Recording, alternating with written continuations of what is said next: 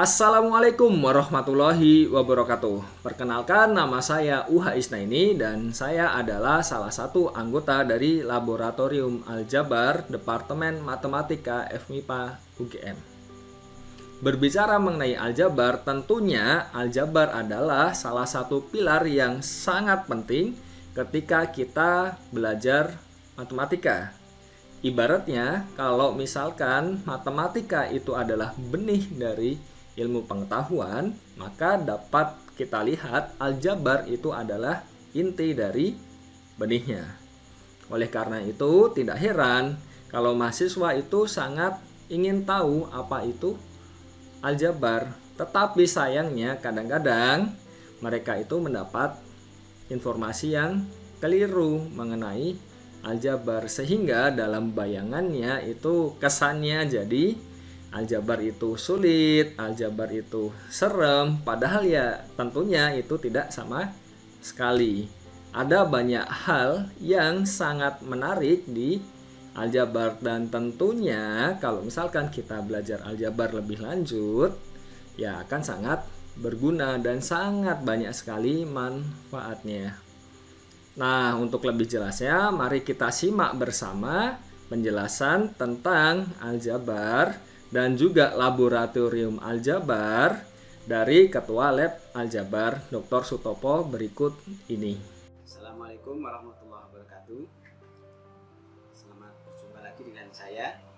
Pada kesempatan ini saya dari Laboratorium Aljabar akan bercerita sedikit tentang Laboratorium Aljabar Departemen Matematika Universitas Gadjah Mada.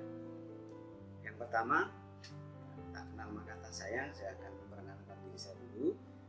Ya, saya Sutopo.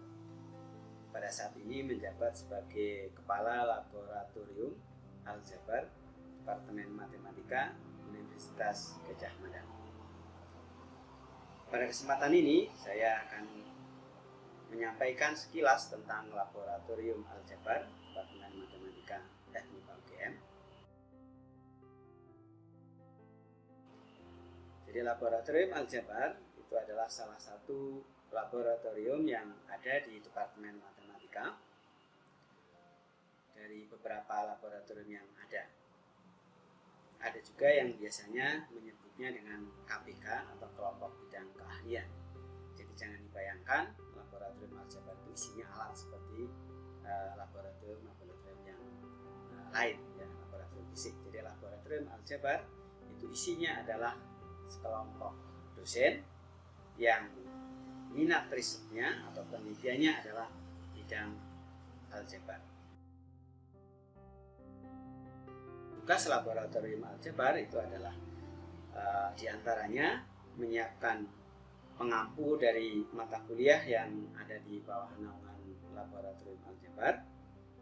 Demikian juga bersama-sama dengan program studi menetapkan dosen pembimbing tugas akhir bagi mahasiswa yang mengambil topik di bawah laboratorium aljabar, dan juga mengawal riset dari dosen-dosen yang ada di bawah laboratorium aljabar.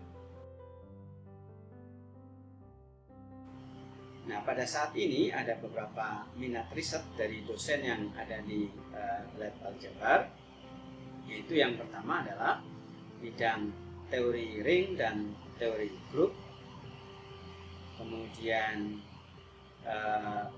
teori modul, kemudian ada bidang graf dan kombinatorik, bidang semi group, kemudian aljabar dan aplikasinya, kemudian bidang kriptografi dan teori pengkodean, dan bidang teori bilangan. Itu adalah beberapa minat riset yang ada di lab aljabar. Pada saat ini laboratorium aljabar mempunyai 11 anggota atau 11 dosen. 9 itu adalah sebagai anggota mayor atau inti dan 2 sebagai anggota minor. Siapa saja yang menjadi anggota mayor? Itu yang pertama adalah Profesor Dr. Sri Wahyuni MS, Kemudian yang kedua adalah Dr. Al-Suciana MSc. Yang ketiga Dr. Budi Surojo MSI. Kemudian yang keempat Dr. Aris Suparwanto MSI. Kemudian yang kelima Profesor Dr. Indah Emilia Wijayanti MSI. Kemudian yang keenam saya sendiri Dr. Sutopo MSI. Kemudian yang ketujuh adalah Dr. Yeni Susanti MSI. Kemudian yang kedelapan adalah Uha Isnaini SSI MSc PhD.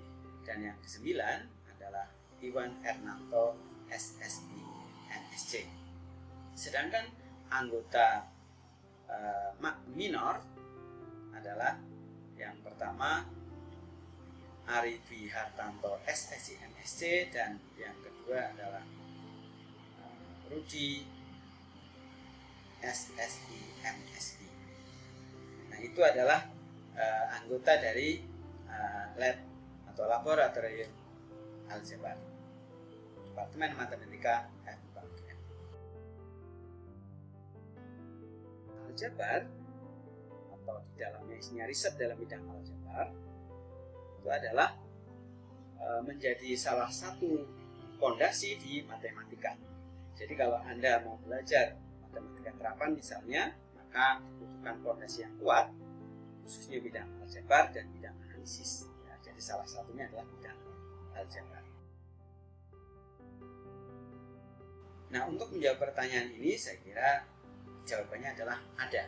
Ya, saya kira banyak diantaranya terapan atau penerapan aljabar di bidang lain. Itu saya bisa ceritakan misalnya di bidang statistika. Di statistika itu untuk pengolahan data itu mereka membutuhkan matrik misalnya ya, ada matrik simetri, matrik unitary, determinan, nilai agent, vektor agent, dan seterusnya.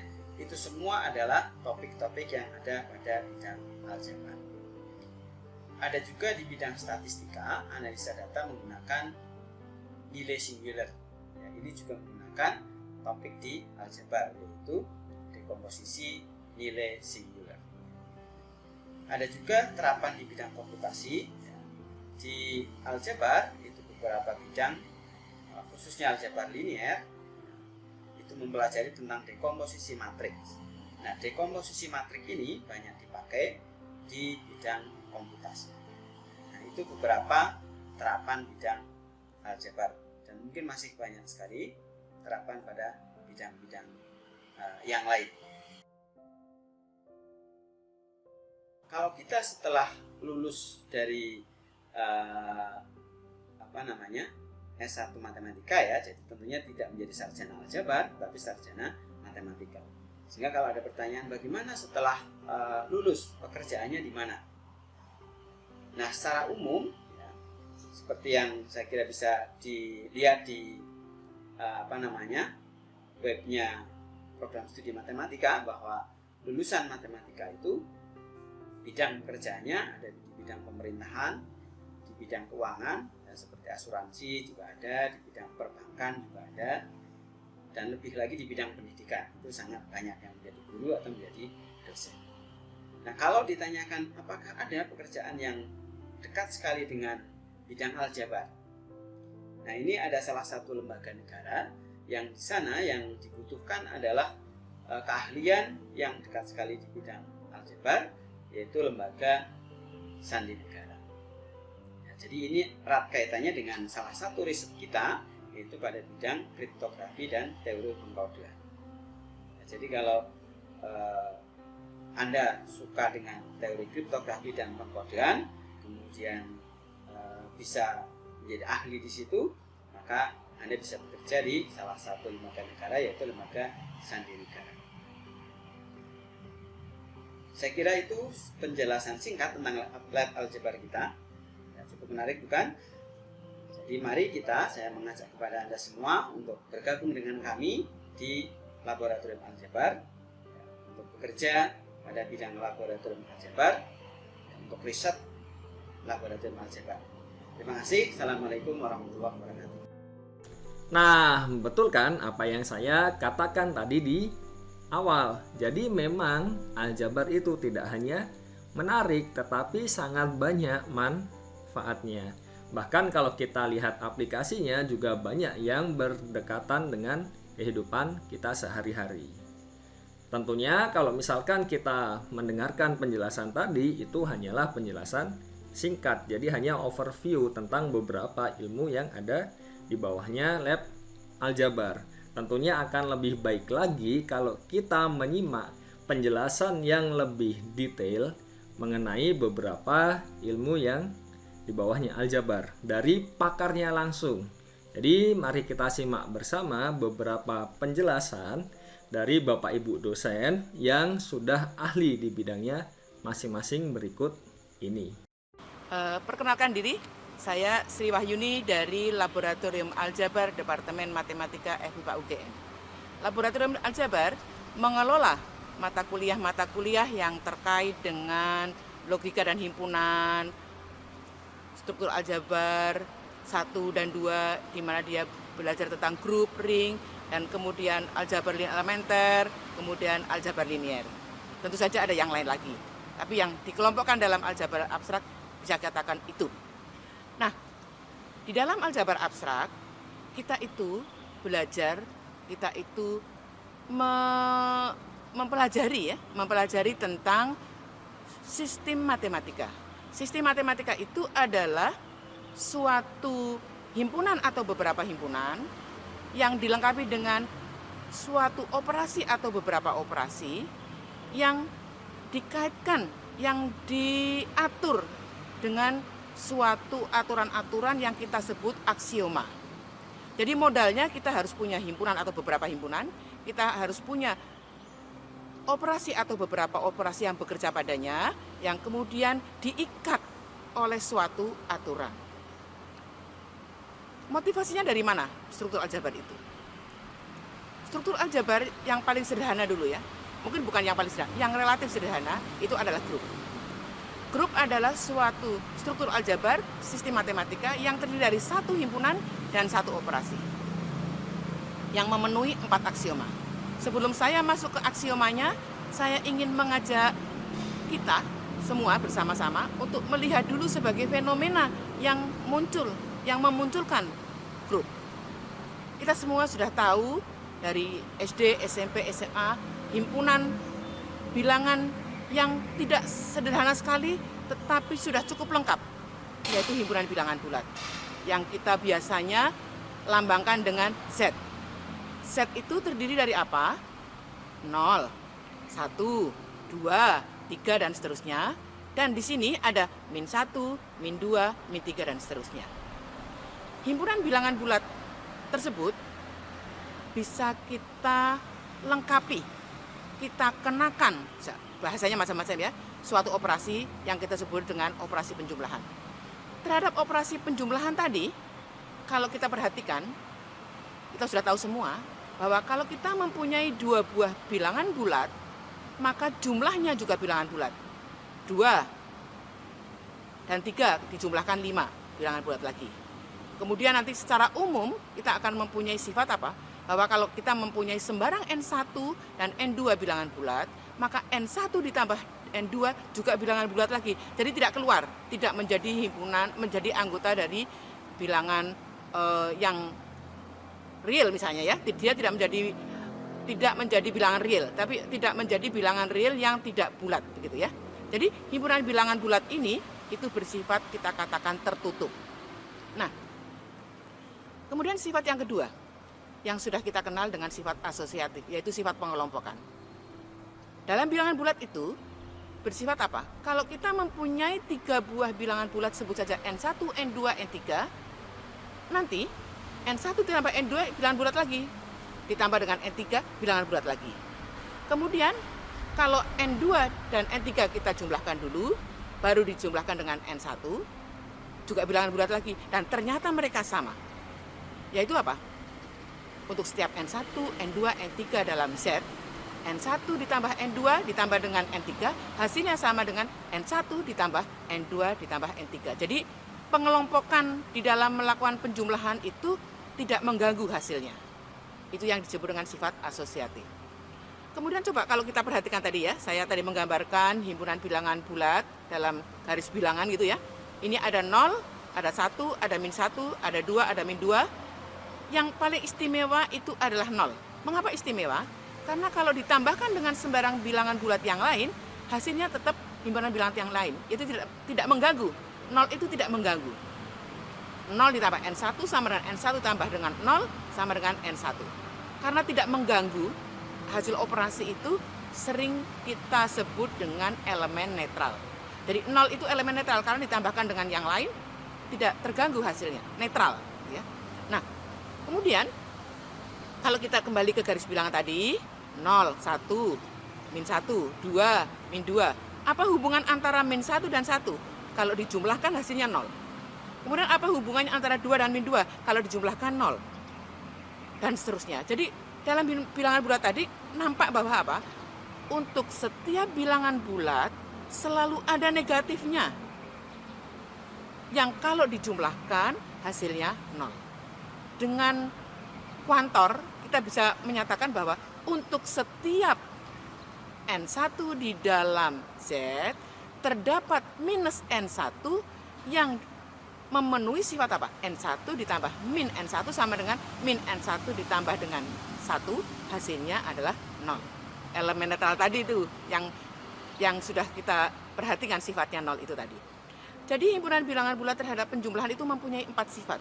Tertutup, asosiatif, eksistensi elemen netral, eksistensi inverse terhadap penjumlahan untuk setiap elemennya.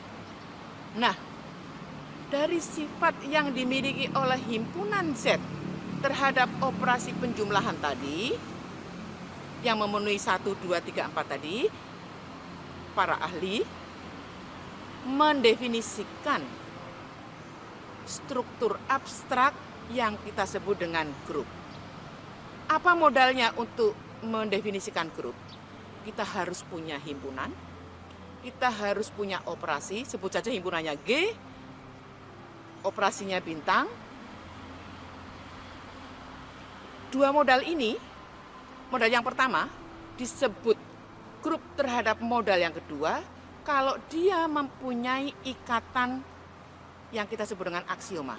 Aksioma yang 4 itu meniru sifat yang dimiliki oleh Z terhadap penjumlahan tadi, yaitu dia harus bersifat tertutup, asosiatif, ada elemen netral, dan setiap elemen punya inverse. Nah, kalau kita ungkapkan dengan bahasa matematika, ketertutupan itu means ya, berarti apa? Untuk setiap G1, G2 di dalam G, G1 dioperasikan dengan G2 harus dalam G lagi. Tertutup, nggak boleh keluar hasilnya. Yang kedua, untuk setiap G1, G2, G3 di dalam G, dia bersifat asosiatif, yaitu tidak terganggu hasil operasinya terhadap pengelompokan. Itu kalau kita mempunyai G1 dioperasikan G2, hasilnya dioperasikan dengan G3, hasilnya sama dengan G1 dioperasikan dengan G2 dan G3. Itu adalah sifat asosiatif. Yang kedua, yaitu sifat atau aksioma yang harus dipenuhi adalah aksioma eksistensi elemen netral. Itu harus ada, sebut saja elemen E dengan sifat untuk setiap G di dalam G, E dioperasikan dengan G sama dengan G dioperasikan dengan E, hasilnya sama dengan G juga. Jadi netral, harus tidak mengganggu hasilnya. Nah, yang berikutnya adalah sifat eksistensi inverse, yaitu untuk setiap G di dalam G terdapat G inverse di dalam G yang memenuhi G dioperasikan dengan G inverse tadi, hasilnya sama dengan G inverse dioperasikan G, hasilnya sama dengan E. Jadi definisi dari grup itu tidak datang dari langit. Ya, definisi grup itu datangnya dari suatu fenomena yang sudah kita kenal sehari-hari, yaitu sifat himpunan bilangan bulat terhadap operasi penjumlahan. Nah, proses dari suatu fenomena himpunan bilangan bulat terhadap penjumlahan ke definisi grup terhadap operasi bintang tadi, itu kita sebut dengan proses abstraksi. Maka kita katakan aljabar abstrak. Jadi aljabar abstrak itu bukan objeknya abstrak, tapi tidak prosesnya melalui proses abstraksi. Nanti hampir semua term-term, definisi-definisi dalam aljabar abstrak itu datangnya dari suatu fenomena yang tidak jauh dari apa yang sudah kita kenal sehari-hari.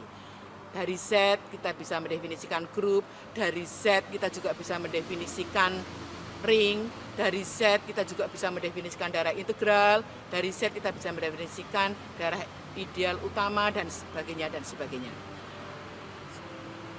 Dan tidak hanya Z yang dipakai sebagai suatu fenomena, masih banyak yang lain yang bisa kita explore, ya, yang bisa kita explore dari suatu fenomena yang ada untuk mendefinisikan sebuah pengertian.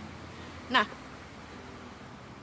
kalau tadi saya sampaikan bahwa kita melakukan proses abstraksi dari suatu fenomena untuk membuat definisi. Jadi abstraksi itu adalah salah satu alat untuk mendefinisikan struktur abstrak. Nah, kemudian apa?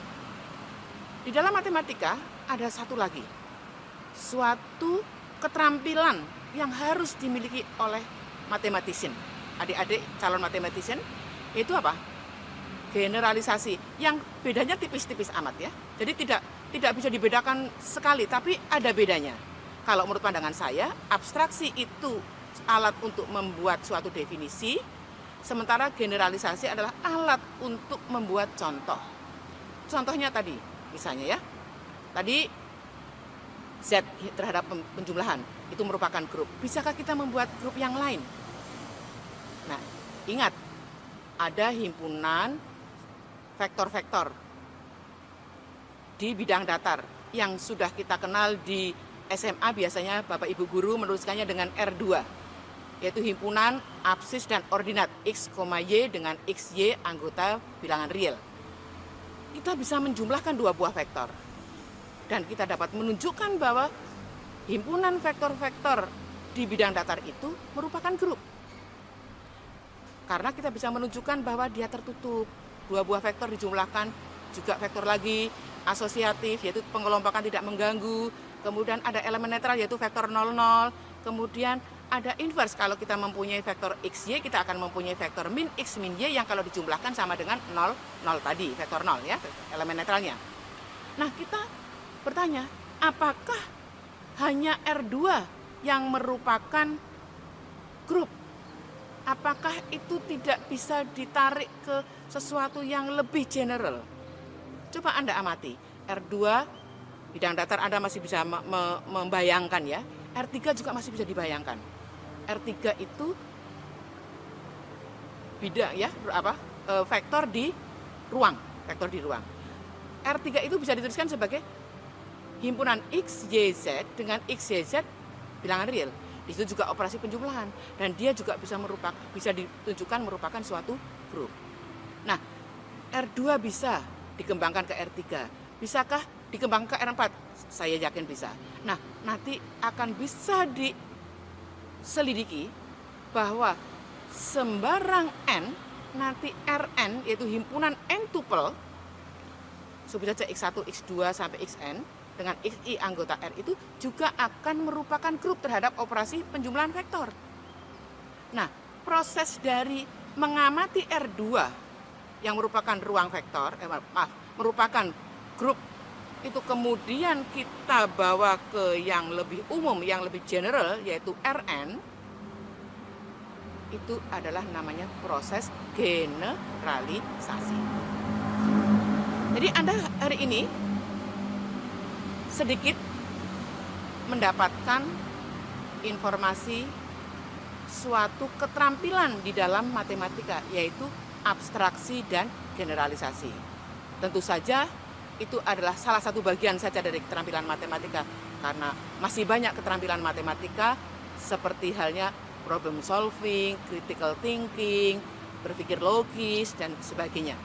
Nah, yang ingin saya sampaikan di sini adalah bahwa proses abstraksi dan generalisasi itu yang nampak terasa abstrak pada waktu kuliah, setelah saya berdiskusi dengan alumni-alumni S1 Matematika yang bekerja di industri di Jakarta, yang bekerja di pemerintahan di Jakarta, yang bekerja sebagai birokrat di daerah-daerah, di institusi apa saja, saya bertanya. Karena kebetulan saya kan tidak pernah keluar ya, saya dari awal saya bekerja sebagai dosen. Saya belum sepenuhnya mengetahui apakah yang kami ajarkan itu akan dipakai setelah lulus. Setelah saya berdiskusi dengan para alumni, mereka justru mengatakan, jangan dihilangkan mata kuliah aljabar abstrak itu, Ibu. Karena apa? Karena melalui aljabar abstrak, kami itu dibekali cara berpikir logis. Pada waktu kita belajar grup, ring, itu pasti diminta membuktikan. Pada waktu membuktikan pasti kita melakukan suatu apa. Kita punya apa, kita menurunkan apa. Kita punya apa, kita menurunkan apa. Jadi di situ ada membuktikan jika ini, maka kita bisa menurunkan ini. Jika ini, kita bisa menurunkan ini. Dari situlah kita itu sebenarnya sudah dilatih untuk berpikir logis. Menarik sebuah suatu kesimpulan. Kapan kita bisa mendapatkan jika P maka Q. Nah, dari situ kita memperoleh sebuah pembelajaran dari para alumni bahwa apa? Yang dipelajari pada waktu kuliah itu ternyata sangat bermanfaat, walaupun itu adalah aljabar abstrak. Nah, itu bekal untuk bekerja bagi mereka mengatakan bahwa kekuatan lulusan matematika justru di situ, jangan dihilangkan. Jadi saya dapat menyimpulkan apa yang kita pelajari di program studi S1 Matematika, baik itu aljabar, analisis, maupun matematika terapan, maupun komputasi, di situ itu ada pembelajaran kita berpikir logis. Nah, dengan demikian, adik-adik gak usah ragu. Karena apa? Walaupun sekarang mungkin belum bisa merasakan manfaatnya, tetapi informasi yang diperoleh dari para alumni sebagai stakeholder yang membantu kita program studi matematika untuk mengevaluasi apa yang harus diberikan kepada mahasiswanya, mereka mengatakan kita harus tetap memberikan mata kuliah aljabar abstrak. Dan untuk memperkuat, saya ingin sampaikan bahwa aljabar abstrak seperti grup, ring itu juga berguna dalam aplikasi. Kalau adik-adik mahasiswa kalau adik-adik mahasiswa itu mengirimkan pesan atau katakanlah menuliskan password gitu ya, itu kan security. Jadi password yang diberikan oleh bank, password yang diberikan oleh universitas, password yang diberikan oleh sistem email kita, itu adalah sistem security. Nah, itu sistem security itu dijaga melalui apa? Melalui suatu teori yang kita sebut dengan kriptografi. Nah, kriptografi itu dasarnya adalah ring, grup, dan aljabar abstrak yang lain. Mudah-mudahan Anda tidak merasa jengah untuk belajar aljabar abstrak setelah saya memberikan bagaimana definisinya datang, bagaimana alumni, para pemakai memberikan testimoni bahwa itu memang dipakai. Selamat belajar. Terima kasih. Mahasiswa sekalian, perkenalkan nama saya Indah Emilia Wijayanti. Saya adalah anggota dari Lab Aljabar di Departemen Matematika. Pada kesempatan ini akan saya berikan sedikit gambaran peranan dari mempelajari aljabar, terutama aljabar abstrak dalam rangka mempelajari matematika secara keseluruhan. Seperti yang sudah adik-adik kenal selama ini, beberapa himpunan yang dipelajari sejak SMA, misalnya himpunan bilangan real, himpunan bilangan bulat, himpunan semua bilangan rasional, kemudian ada himpunan vektor di dalam bidang, kemudian vektor di dalam ruang, kemudian ada himpunan matriks, dan banyak sekali ya. Nah, selama adik-adik nanti mempelajari atau belajar di Departemen Matematika ini, objek-objek tadi akan menjadi akan bertemu dengan adik-adik setiap hari ya, di dalam mata kuliah yang berlainan. Nah, adik-adik harus mengenal secara lebih lanjut, mengenal lebih dalam himpunan-himpunan tersebut dari sisi struktur gitu ya. Nah, kalau adik-adik mau mengenal satu persatu, tentu akan sangat memakan waktu. Misalnya mengenal himpunan semua bilangan real tersendiri, kemudian mengenal himpunan semua bilangan bulat juga sendiri, lalu mengenal himpunan semua matriks sendiri, itu akan memakan banyak waktu.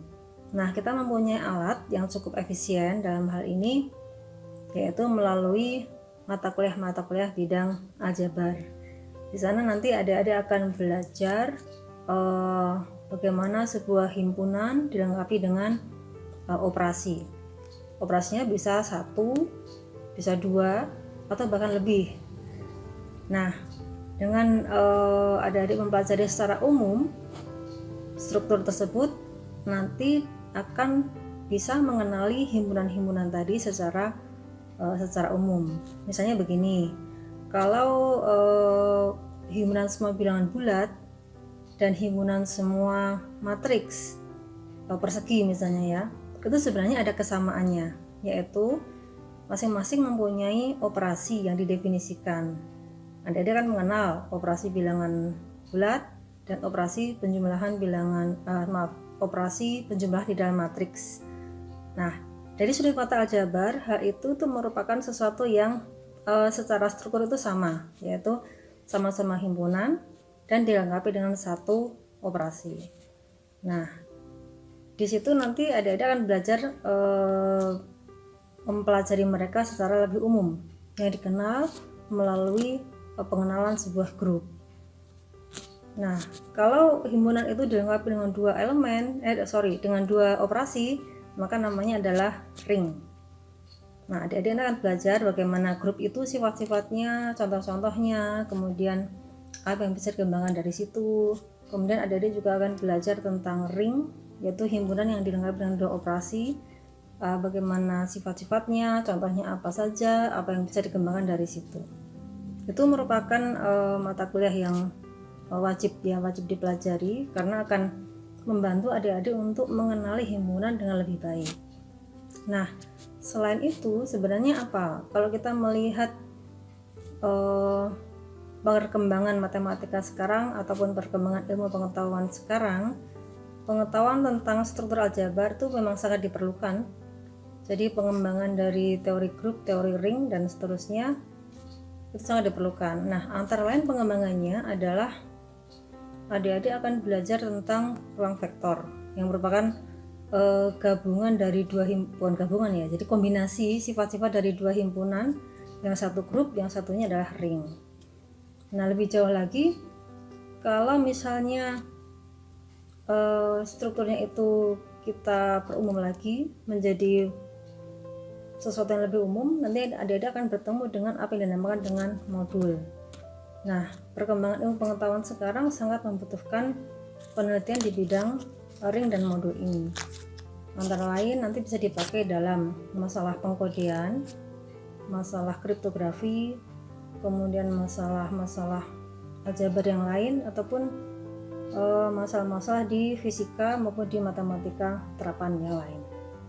Nah, dengan mengetahui landasan struktur aljabar dengan bagus, diharapkan nanti setelah adik-adik sampai pada saatnya untuk melakukan penelitian, baik di dalam masih tingkat skripsi maupun setelah masuk ke dunia kerja begitu, pengetahuan itu sangat berguna. Ya, jadi pertama, selain pengetahuan atau keterampilan skill dalam berpikir abstrak atau mempelajari sesuatu yang abstrak, adik-adik juga akan belajar untuk bagaimana mengembangkan aljabar itu dari sisi sains. Ya, jadi ada dua hal yang menjadi kompetensi nanti setelah adik-adik semua selesai belajar di Departemen Matematika ini. Nah, seperti itu kira-kira gambaran peranan dari mata kuliah aljabar ataupun materi abstrak di sini ya, terutama dari sudut aljabar bagi perkembangan pengetahuan bagi adik-adik semua. Ya, saya harapkan ini bermanfaat bagi kita semua. Terima kasih. Yang saya cintai dan saya banggakan mahasiswa matematika Fakultas MIPA UGM. Saya Aris Parwanto, salah satu anggota dari Laboratorium Aljabar. Bidang yang saya tekuni lebih banyak ke bidang aljabar linear. Aljabar linear di prodi matematika ini banyak diajarkan, di mana yang termasuk bagian dari aljabar linear itu adalah pada semester pertama itu ada aljabar linear elementer, di mana di sana membahas tentang vektor, matrik yang diawali sebelumnya dengan sistem persamaan linear seperti yang pernah Anda pelajari sewaktu di SMA. Hanya saja untuk apa yang akan dibahas di sini nanti merupakan generalisasinya. Jadi nanti baik banyaknya persamaan maupun variabel itu bisa berapapun. Kemudian dari sana dipelajari tentang matrik dan kemudian tentang vektor. Semuanya sudah dalam bentuk yang paling general, tidak hanya untuk ukuran-ukuran tertentu ataupun untuk vektor yang berdimensi 2 atau 3 saja, tetapi nanti lebih kita generalisir untuk berapapun. Nah, setelah Anda nanti menempuh aljabar linear elementer, baru kemudian setelahnya ada mata kuliah lagi yang namanya adalah aljabar linear terapan 1.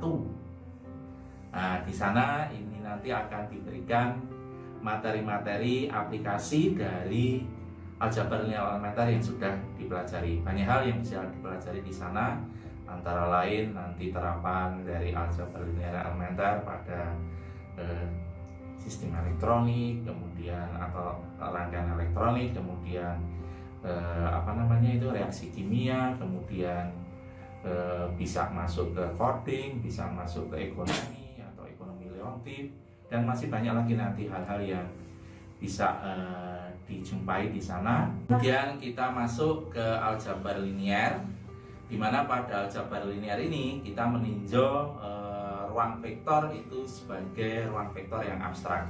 Artinya himpunan yang mendasari, yaitu nanti berupa sembarang grup, tidak harus grup dari bilangan real, tapi bisa grup dari sembarang himpunan. Kemudian juga skalarnya, kalau di vektor di bidang ruang atau Rn itu adalah skalarnya himpunan bilangan real yang merupakan lapangan. Nah, ini kita generalisasi untuk sembarang lapangan. Nah, dari sana kemudian bagaimana untuk kita bisa mendefinisikan ruang vektor, yaitu dengan menarik sifat-sifat di R2, R3 maupun Rn itu ke atau menjadi aksioma-aksioma untuk ruang vektor abstrak kita. Nah, kemudian untuk abstraksi ini mengikuti pola yang sudah ada di R2, R3 maupun Rn.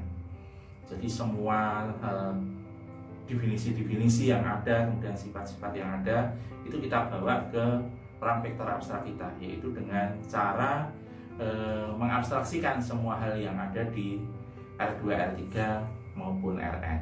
Sebagai contohnya untuk sistem koordinat di Rn, R2, R3 ataupun di Rn itu bagaimana menjadikan itu menjadi sistem koordinat pada vektor abstrak kita, yaitu dengan kita memperkenalkan apa yang dinamakan dengan basis.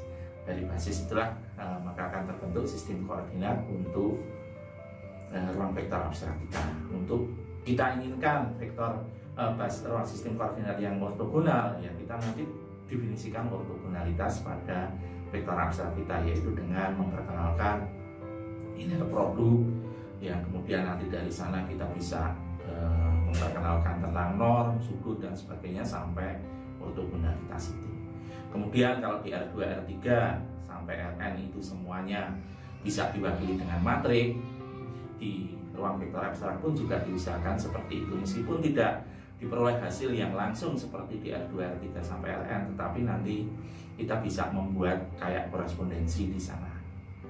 Jadi dengan kita punya dimensi untuk ruang vektor kita itu katakan dimensi n, nah itu sebetulnya nanti akan isomorf dengan Rn. Nah, nanti kita bisa bicara untuk ruang vektor dimensi n itu berkorespondensi dengan ruang vektor Rn di sana.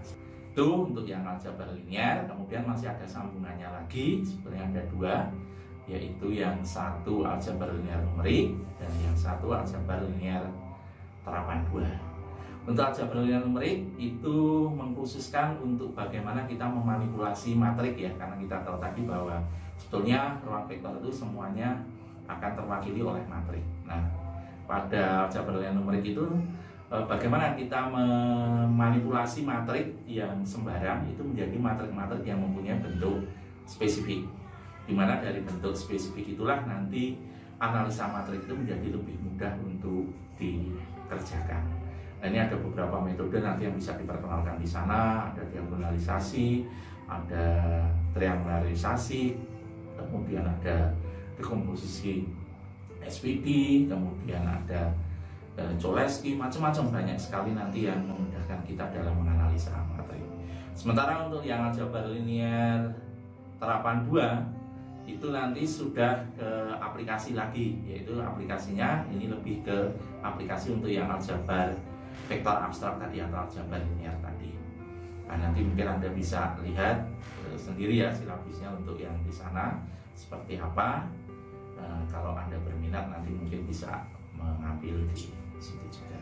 Aljabar linear ini sangat penting ya, karena semuanya, hampir semua permasalahan itu kan akan dibawa ke hal yang linear, karena linear itu nanti lebih mudah untuk diselesaikan. Nah, sehingga inilah kenapa aljabar linear itu cukup banyak rangkaiannya pada bidang aljabar, karena yaitu tadi, meskipun beberapa itu semuanya semula non-linear, akhirnya akan dibawa ke yang linear. Demikian dari saya, semoga nanti kalian tertarik untuk mengambil bidang aljabar linear dan jangan takut dengan abstraksi-abstraksi itu ya. Di aljabar memang semuanya seperti itu, tetapi sebetulnya aljabar itu ilmu yang paling mudah, yaitu bahwa semuanya itu hanya bermuara pada keanggotaan saja. Intinya seperti itu. Kalau Anda sudah menguasai itu, aljabar itu menjadi sesuatu hal yang tidak terlalu rumit dan enak. Tidak perlu Anda harus menghafalkan rumus macam-macam dan sebagainya. Cukup nanti dengan pelan-pelan memasukkan sifat-sifat yang ada, itu otomatis nanti akan Anda kuasai semuanya. Demikian ya, sedikit uraian dari saya. Terima kasih. Wassalamualaikum warahmatullahi wabarakatuh. Assalamualaikum warahmatullahi wabarakatuh. Saya Yani Susanti dari Laboratorium Aljabar Departemen Matematika UGM. Pada kesempatan ini saya akan sedikit menyampaikan materi atau ranah keilmuan yang masih masuk ke dalam laboratorium kami, yaitu aljabar. Dalam hal ini adalah kombinatorika dan graf. Nah, mata kuliah di program studi S1 Matematika yang terkait dengan kombinatorika dan graf itu antara lain adalah matematika diskrit, kemudian pengantar kombinatorika dan pengantar teori graf. Untuk matematika diskrit itu di sana adik-adik akan belajar tentang counting principle, prinsip penjumlahan dan perkalian, kemudian permutasi dan kombinasi, prinsip lubang merpati, prinsip inklusi eksklusi, relasi rekurensi, kemudian generating function, enumerasi atau perhitungan-perhitungan masalah diskrit, kemudian lattice dan aljabar bool. Ini tentu adik-adik sudah pernah belajar di sekolah menengah. Nah, ini kita memperluas cakupannya. Pengantar kombinatorika, di sana adik-adik akan belajar tentang persamaan Diophantine linear. Jadi persamaan Diophantine linear ini adalah persamaan yang berbentuk linear dan solusinya itu adalah bilangan bulat. Kemudian yang kedua itu adalah lapangan hingga, dan di sana kita akan belajar tentang geometri atas lapangan hingga. Kemudian bujur sangkar Latin seperti Sudoku seperti itu ya. Kemudian balance incomplete block design. Dan yang terakhir itu pengantar teori graf. Nah, di sini ini kita akan belajar serba-serbi tentang graf, sifat-sifatnya dan juga aplikasinya. Nah, graf sendiri itu apa sih sebenarnya gitu ya? Graf itu sebenarnya adalah model matematika dari suatu permasalahan di mana objek-objeknya itu digambarkan dalam bentuk titik gitu, dan hubungan antar objeknya itu digambarkan dengan garis gitu ya. Dan hanya dari titik dan garis ini kita akan mendapatkan banyak hal yang sangat menarik. Nah, kemudian mengapa teori kombinatorika dan teori graf itu penting? Nah, mempelajari teori kombinatorika dan graf ini secara khusus akan mengasah mathematical intuitive atau intuisi matematis, kemudian juga cara berpikir logis atau logical thinking, kemudian juga problem solving skill atau kemampuan memecahkan masalah matematika ya. Nah, selain itu topik kombinatorika dan juga di dalamnya itu mungkin ada sedikit graf gitu, itu merupakan salah satu materi yang juga menjadi cakupan dalam berbagai lomba matematika, kompetisi baik regional, nasional maupun internasional, dan nanti adik-adik bisa bergabung di sana. Nah, dan tentunya yang paling menarik lagi adalah bahwa aplikasi dari kedua teori ini mempunyai peranan yang sangat besar pada bidang-bidang yang lain. Nah, kita lihat apa saja aplikasi teori kombinatorika dan teori graf di bidang-bidang yang lain. Jadi, kombinatorika ini di bidang statistika ya, jadi matematika diskrit itu juga berperan di statistika, dalam ini hitung probabilitas diskrit. Kemudian juga di bidang lain ilmu komputer, bioinformatika, dan kalau kita punya BIPD gitu ya, ini teori BIPD ini juga mempunyai peranan yang penting di desain eksperimental di baik pertanian, kemudian di ilmu kesehatan dan lain-lain. Kemudian graf sendiri ini cakupannya juga sangat luas. Jadi kita graf ini mempunyai banyak aplikasi, misalnya di jaringan, struktur data, kemudian page rank internet ya, kemudian mesin rekomendasi Google, YouTube itu juga menggunakan teori graf. Kemudian secara umum itu graf ada aplikasinya, ada algoritma optimisasi lintasan ya, jadi ada Google Map, jadi di sini ini mencari lintasan terpendek gitu, jadi Google Map, kemudian car navigation, kemudian traveling salesman problem, dan lain-lain, masih banyak lagi lainnya. Nah, itu jadi kombinatorika dan graf itu sangat menarik, banyak aplikasinya gitu ya. Dan juga yang lebih penting lagi itu tadi, dengan belajar itu adik-adik akan bisa mengembangkan skill matematikanya dengan menjadi lebih baik lagi. Jadi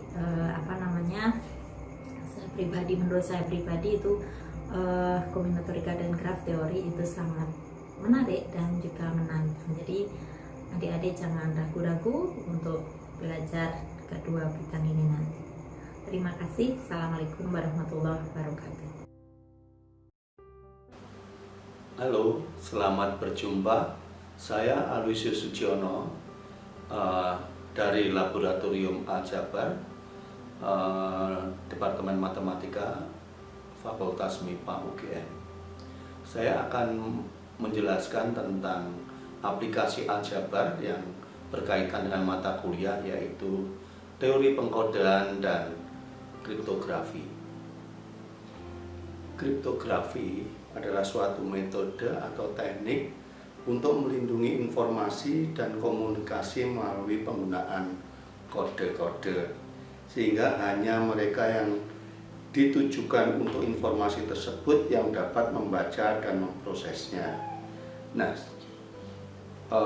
secara konkret seperti ini.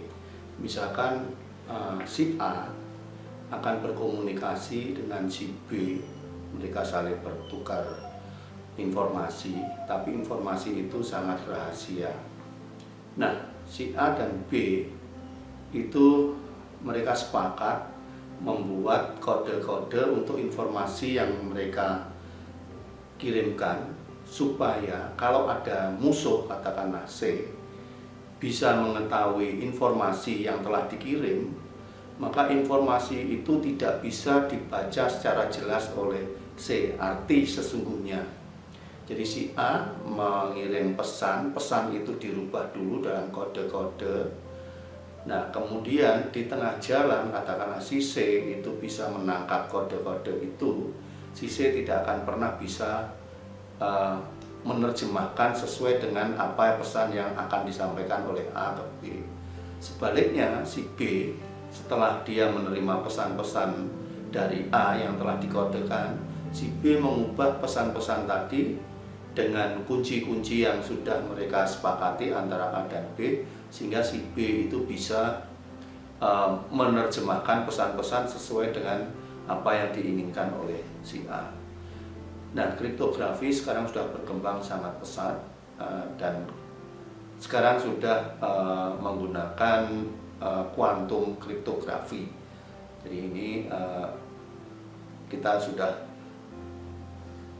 berkembang sangat pesat dengan perkembangan kriptografi.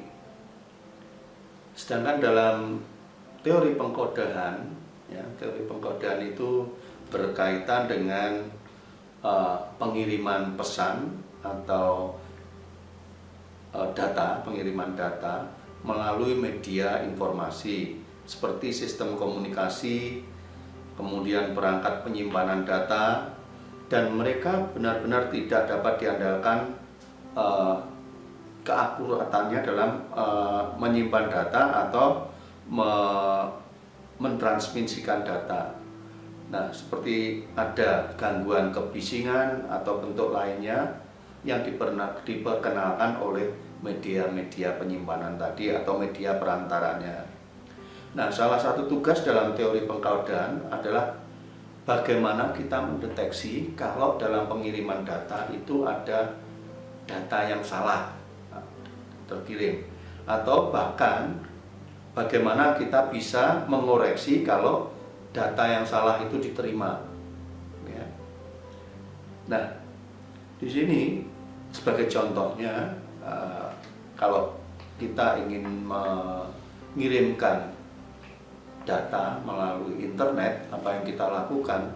Data itu kita kompres dulu dalam bentuk file, kita zipkan sehingga data yang banyak bisa menjadi ringkas, kemudian kita kirim.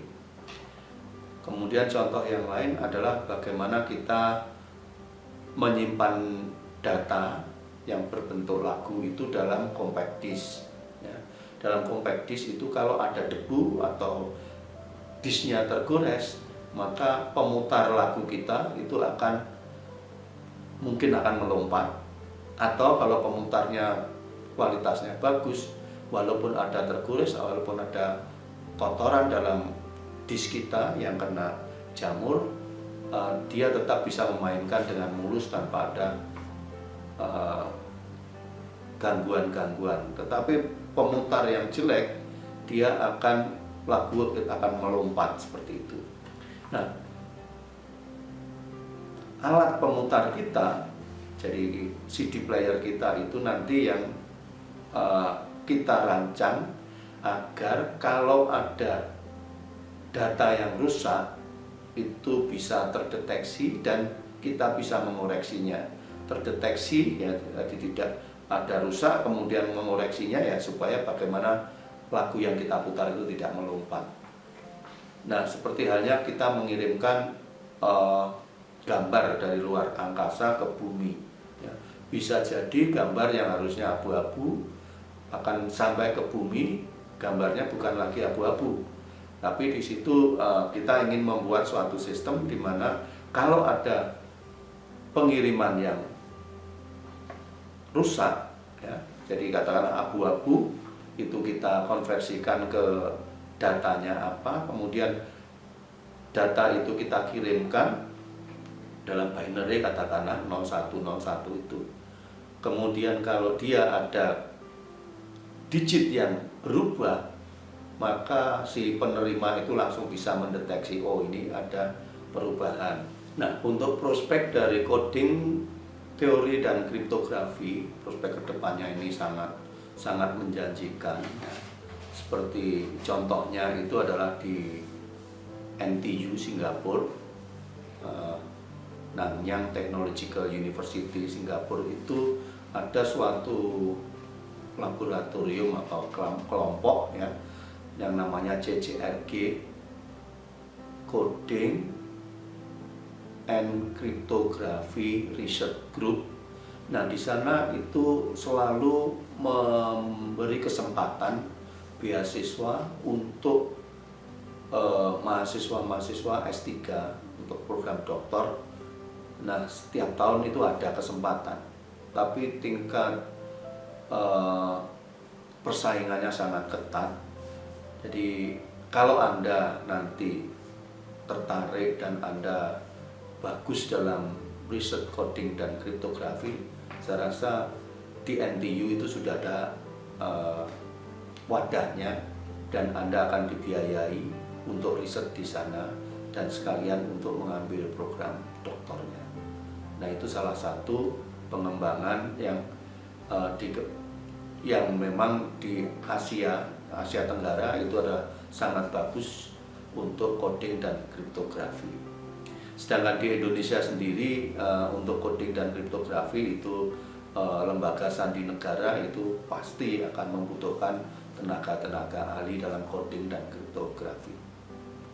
Begitu kira-kira apa yang bisa saya sampaikan dari terapan aljabar dalam hal coding dan kriptografi. Terima kasih.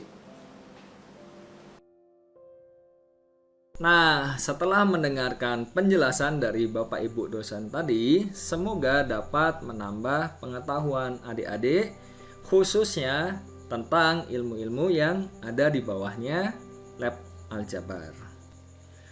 Di sini saya akan menyimpulkan beberapa hal.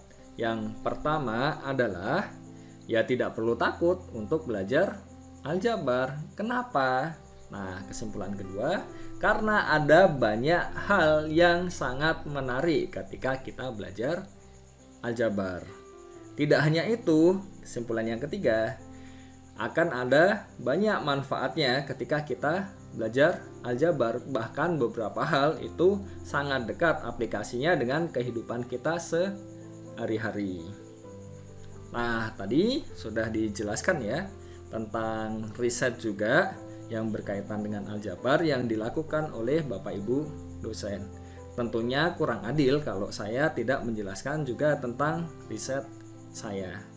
Jadi fokus utama saya tentang riset adalah di teori bilangan, khususnya tentang teori partisi.